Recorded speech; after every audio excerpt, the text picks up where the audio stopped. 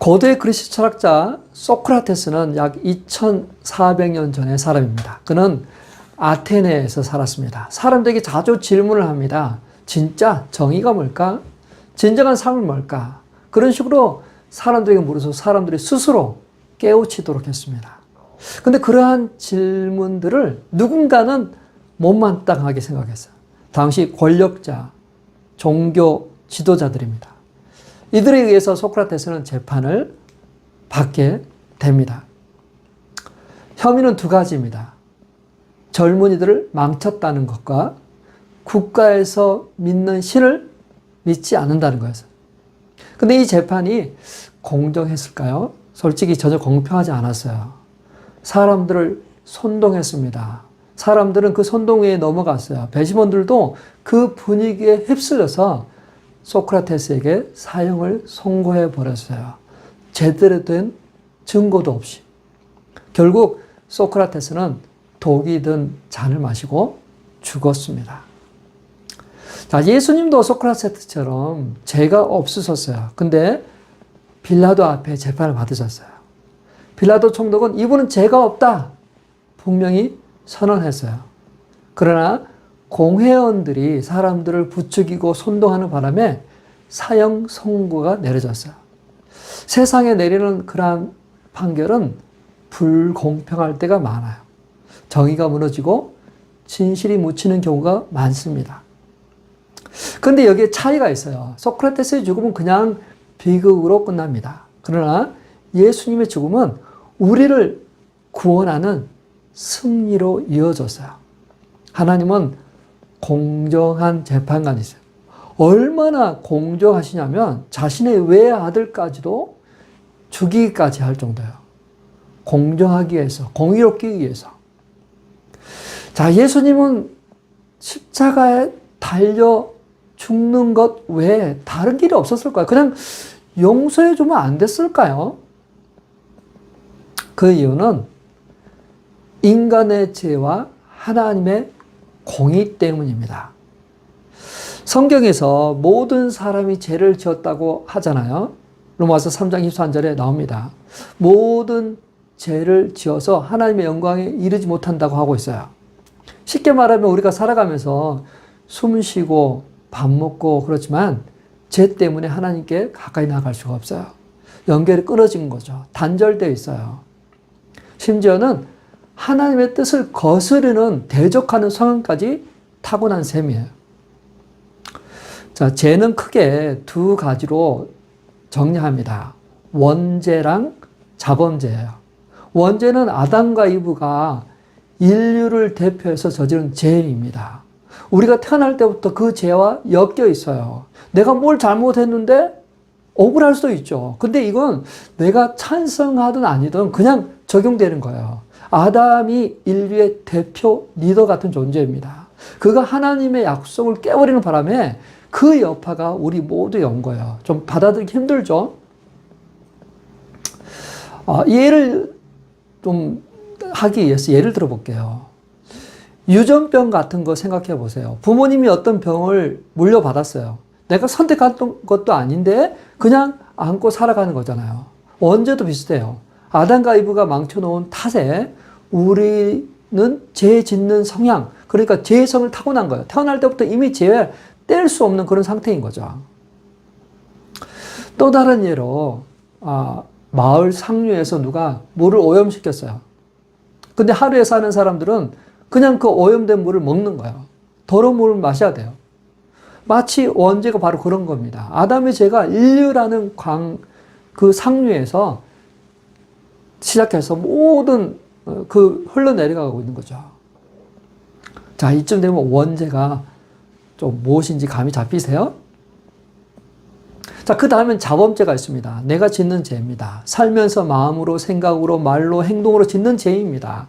해야 할 것을 안 하는 거, 좋은 일을 할 수 있는 기회가 있어도 안 하는 거, 하지 말아야 될 것을 한 거, 이러한 것들이 죄예요.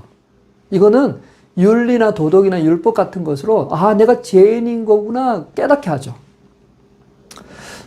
사람은 가끔 스스로 그 죄를 해결하려고 합니다. 예를 들면 2015년에 어떤 사람이 자신이 30대 때 10년 전에 친구들과 함께 편의점에서 물건 훔친 일이 있었어요. 근데 시간이 지났지만 계속 양심의 가책이 느껴지는 거야. 그래서 경찰서에 가서 자수했어요. 그때 내가 친구들과 훔쳤는데 내가 잘못했습니다. 처벌해 주세요. 그래서 벌금 내고 그걸 해결했습니다. 그래서 그리고 나서야 마음이 편안하게 된 거죠. 스스로 잘못을 인정하고 대가를 치러서 평화를 찾은 것입니다. 근데 이거는 참 드문 일이고 이건 극히 제한적이죠. 남들보다 남들보다 조금 좋을 수는 있을지 모르지만 그 하나님의 완벽한 기준에는 도달하지 못해요. 자, 근데 하나님은 이런 우리를 아세요. 우리의 한계를 아신다는 거죠. 사랑이 넘치는 하나님이 너희는 죄 없어. 그냥 그렇게 말씀하고 넘어갈 수가 없어요. 왜냐하면 하나님의 공의, 그걸 세워야 되니까요. 하나님의 거룩하심은 죄를 그냥 묵과할 수 없는 거예요. 모른 채 할 수가 없어요. 공의를 세워야 돼. 누구에게나 공평하게 적용해야 돼. 그래서 하나님은 그 공의 때문에 죄인은 심판받아야 해요. 죄는 반드시 대가가 필요하죠. 세상 법정에서도 그 공의를 위해서 재판합니다. 구약시대에도 피 흘림이 없이는 죄 용서가 안 됐어요. 제사 제도는 백성들이 죄를 용서받고 하나님과 다시 가까워지게 만드는 방법이에요. 제물을 바치는 게 쉬운 일이 아니었어요. 동물을 죽이고 동물의 그것들을 떠내야 됐잖아요. 그걸 통해서 죄의 대가는 죽음이라는 걸 깨닫게 되는 거죠. 이게 개인뿐만 아니라 공동체가 함께 참여하면서 그걸 알게 되는 거야. 근데 이게 어디까지나 임시방편인 거죠. 계속 반복되는 거죠. 그러다 보니까 계속 반복되다 보니까 형식적으로 굳어져요. 같은 잘못을 계속 반복하다 보면 그게 좀 덜 심각성을 모르게 되는 거잖아요. 이스라엘 백성들은 겉으로는 제사를 드렸습니다. 예배를 드린 것 같아요. 그래서 선지자들이 그렇게 나타나서 외쳤던 거예요. 옷 찢지 말고, 겉으로 드러나는 가식적인 그런 형식적인 걸 하지 말고 마음을 찢어라 라고, 마음으로 회개하라고 이야기한 거죠.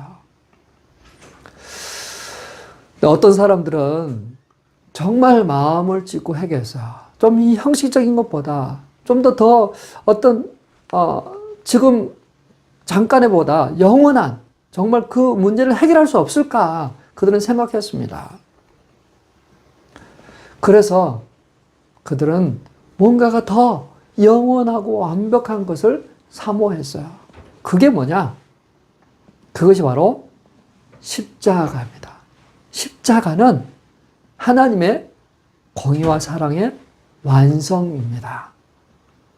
십자가, 예수님의 십자가 피로 화평을 이루셨다. 정말 대단하지 않아요? 땅에 있는 거든 하늘에 있는 거든 예수님으로 인해서 화목하게 된다. 이게 구약의 속죄제사의 완성입니다. 혹시 생각해 보신 적이 있으세요? 십자가 말고 다른 방법은 없었을까? 그냥 용서해주면 안 될까? 근데 이 죄는 실수했네 그 정도 죄가 아니에요. 하나님의 거룩하심에 맞서는 반역입니다. 하나님을 알면서도 하나님께 감사하지 않는 것, 하나님을 존중하지도 않고 예배하지도 않는 태도입니다. 하나님은 너를 무시하는 마음이에요. 근데 세상 돌아가는 걸 보면 하나님의 손길을 느끼잖아요. 누군가 분명히 계시다는 거 알잖아. 태양계 한번 볼까요? 태양계는 규칙적으로 움직입니다. 지구 자전축이 23.5도 기울어서 돌아가잖아요. 그래서 계절이 생기는 거죠. 이게 수십만 년이 지나도 변하지 않는 그러한 진리예요. 달은 27.3일마다 지구를 돌면서 바다의 밀물과 썰물을 만듭니다. 그리고 29.9일마다 초승달과 보름달을 이렇게 바꿔가면서 변화가. 이런 규칙적인 것 때문에 우리가 달력이 만들어진 거예요. 시간이 있는 거죠. 생태계도 엄청나게 균형을 맞추면서 돌아가고 있어요. 먹이 사슬이 있잖아요. 물은 수증기가 됐다가 구름이 되고 비로 내려오는 그렇게 순환 서큘레이션이 이루어지고 있습니다.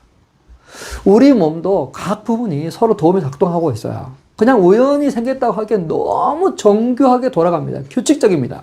뭔가 누군가가 정말 어떤 목적과 어떤 것을 통해서 세상을 창조한 거예요. 우연이 아니라 누가 의도적으로 만든 거예요. 하나님이 만드신 거죠. 그런데 하나님을 인정하지 않고 감사하지 않는 거죠. 자, 그러다 보니까 개인도 사회도 영적으로 도덕적으로 망가져요. 마음이 어두워집니다. 터무니없는 생각에 빠져요. 스스로 똑똑하다고 하지만 어리석어져요. 하나님의 영광을 사람이나 우상으로 바꿔버려요. 심지어는 돼지 머리에 절까지 하고 다녀요. 심지어는 이 부족 하나 가지고 자신의 생명을 맡깁니다. 하나님을 밀어내니까 질서가 무너져요. 성적인 타락, 동성애가 번창합니다. 폭력, 탐욕 같은 게 판을 칩니다. 죄가 점점 더 둔감해져. 그 심각성을 잃어버려요. 하나님은 죄의 번성을 막기 위해서 세상 권력을 만드셨어요. 법을 만드셨어요. 이 법이나 세상 권력이 죄를 막는 역할을 합니다. 근데 한계가 있어요. 겉으로는 억제할 수 있는데 사람들 마음속에 죄된 본성을 바꾸지 못해요. 죄는 인간 내면에 세상의 그 망가진 그 시스템 안에 뿌리를 받고 있거든요. 근본적인 해결책이 필요한 거예요. 자, 하나님은 공의로우셔서 죄를 그냥 못 보시고 동시에 사랑이 많으셔서 우리 인간을 구원하고 싶어 하세요. 자, 이 두 가지를 다 충족하는 그게 바로 십자가인 거죠. 그게 예수님이 십자가에 져야 될 이유예요. 딱 떨어지는 거야. 하나님의 공의와 하나님의 사랑. 근데 그 죽음으로 끝나지 않고 부활로 승리하게 돼요. 예수님의 그 죽음과 그 부활로 인해서 사망 권세를 깨트리시고 그 죄와 사단의 권세에서 우리를 구해 주셨어요. 할렐루야. 예수님의 십자가는 하나님의 끝없는 사랑입니다. 그 끝없는 사랑을 보여주는 게 십자가입니다. 하나님이 세상을 이처럼 사랑하사 독생자를 주셨어요. 이는 그를 믿는 자 멸망치 않고 영생을 얻게 하였답니다. 우리가 죄 때문에 하나님과 멀어졌을 때 하나님께서 먼저 우리에게 찾아오셨어요. 그리고 희생하셨어요. 감동적이지 않나요? 내가 죄인이었는데 로마서 5장 8절입니다. 우리가 아직 죄인 되었을 때 그리스도께서 우리를 위하여 죽으심으로 하나님께서 우리에게 대한 자기의 사랑을 확증하셨느니라. 이게 새 언약의 시작입니다. 예수님의 피가 새 언약이 되었습니다. 율법의 얽매여 있던 우리를 은혜의 관계로 이끌어 주셨어요. 마태복음 26장 28절에서 예수님이 말씀하세요. 이건 제 사함을 위해 많은 사람을 위해 흘리는 내 피, 내 새 언약의 피다라고 하셨어요. 이게 하나님과 우리 사이에 영원히 회복시켜주는 거야. 자, 십자가의 결과로 우리에게 주신 축복과 도전을 인지해야 합니다. 예수님은 우리 죄를 대신 짊어진 하나님의 어린 양이 되셨어요. 이사야 53장 5절 6절에서 미리 말해 주죠. 그가 찔린 건 우리의 잘못 때문이다. 그가 상한 건 우리 죄 때문이다 라고 이야기하셨어요. 그러니까 예수님의 십자가로 인해서 우리 대신 벌을 받고 우리 대신 죽으시고 수치와 멸시를 당하신 것이에요. 감동적이지 않으세요? 예수님의 죽음 덕분에 우리를 의롭다 하셨어요. 인정받는 거죠. 얼마나 감사한지 모르겠어요. 고린도후서 5장 21절입니다. 하나님이 죄를 전혀 모르는 분을 우리 대신 죄로 삼으셨다고 합니다. 그 이유가 뭔가요? 우리는 예수님 안에서 하나님의 의를 있게 하시려고. 쉽게 말하면 우리 죄가 예수님한테 가고 그분의 의가 나에게 오도록 하는 거예요. 놀랍지 않으세요? 예수님의 십자가 죽음은 그냥 옛날 이야기로 끝나는 게 아닙니다. 그게 우리에게 새로운 시작을 가져다 주는 거예요. 그 희생을 깨닫고 나면 감사히 살아야 되겠다. 그 은혜로 구원받으면 그 은혜에 보답하는 삶을 살고 싶어 하는 그러한 마음이 우리 안에 생기는 거예요. 결국 십자가 말고 다른 대안은 없었어요. 오직 십자가만이 유일한 길이에요. 우리 죄를 해결하시고 하나님의 공의를 채우면서도 하나님의 사랑을 우리 가운데 보여주는 그 십자가뿐이죠. 자, 예수님이 나 대신 죽으셨어요. 그리고 그분의 의를 나에게 주셨어요. 그 결과 우리는 용서받고 다시 하나님과 연결되게 돼요. 다시 하나님과 교제하는 관계가 되었습니다. 십자가 아니고는 불가능해요. 그러니까 십자가는 그냥 사건이 아니라 우리 구원의 유일한 희망입니다. 이제 우리한테 도전이 남아 있습니다. 이 십자가가 유일한 길이요, 진리요, 생명. 그걸 알았으면 이제 그걸 붙잡고 살아가는 거예요. 그걸 붙잡고 주님 오실 그날까지 우리가 주님의 말씀에 따라가는 그러한 삶을 살길 바라요. 이 십자가는 나를 살게 한 것입니다. 그리고 나에게 새로운 인생을, 목표를 준 것입니다. 우리 함께 이 십자가를 붙잡고 승리하는 삶으로 한번 나아가봤으면 좋겠습니다. 우리가 함께 그 길을 걸어가며 서로 위로하고 격려하면서 승리의 십자가를 우리가 붙잡고 나가는 그러한 복된 삶이 되시길 축원합니다.